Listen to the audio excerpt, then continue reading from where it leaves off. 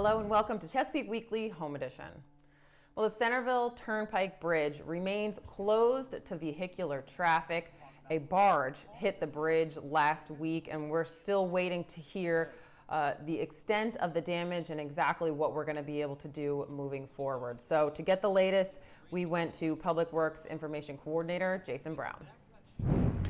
As a result of that incident, the City of Chesapeake is inspecting the bridge alongside its contract to consultant partners to determine the scope and extent of the damage and to begin formulating a repair plan.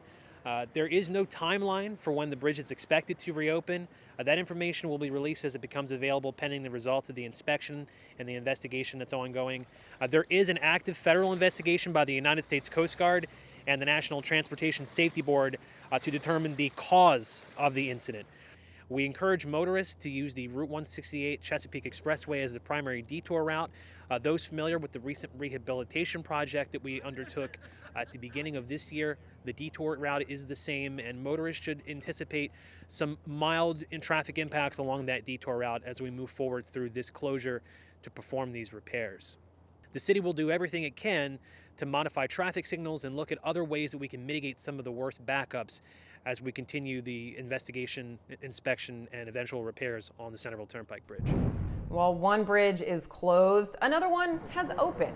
The former 22nd Street Bridge, now Poindexter Street Bridge, has opened up in South Norfolk. 2, 3, cut! Woo!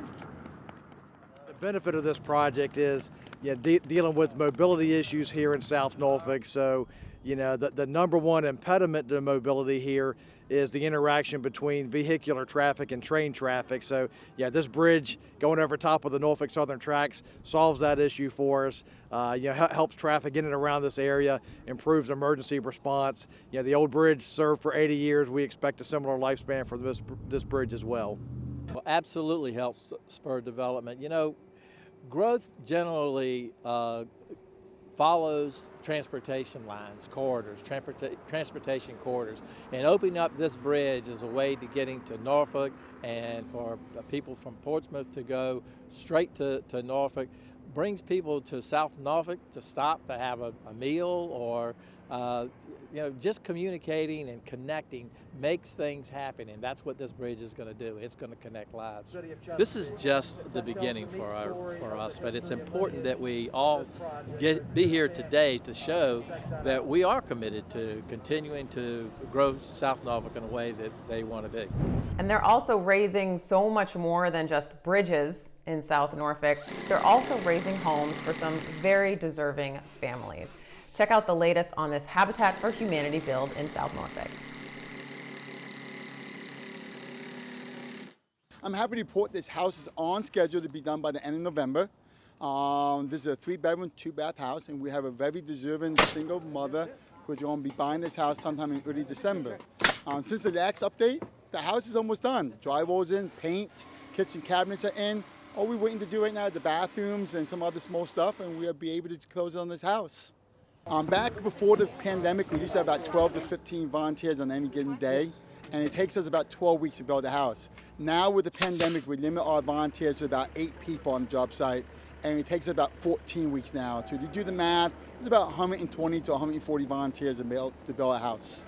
Well, what makes this unique, this is the first house in a long time we built in the historical district. Right down here in South Norfolk Historical District, we took on this project. So there's some little differences to the house, like the window up in the attic to make it fit the neighborhood.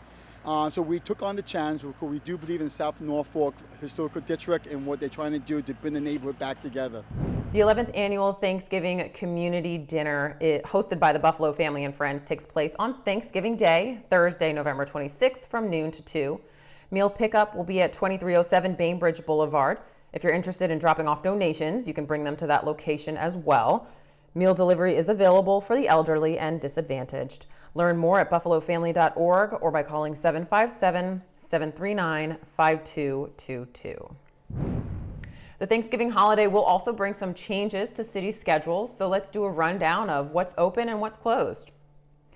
All city offices, courts, community centers, and the visitor center will close at noon on Wednesday, November 25th, and will remain closed on Thursday and Friday. Normal hours will resume on Monday, November 30th. Chesapeake Public Libraries will close at noon on Wednesday, November 25th, and will remain closed on Thursday and Friday. Then they will reopen on Saturday, November 28th. Trash and recycling collection will also change slightly. There'll be no collection on Thursday. The Thursday routes will be collected on Friday, and the Friday routes on Saturday.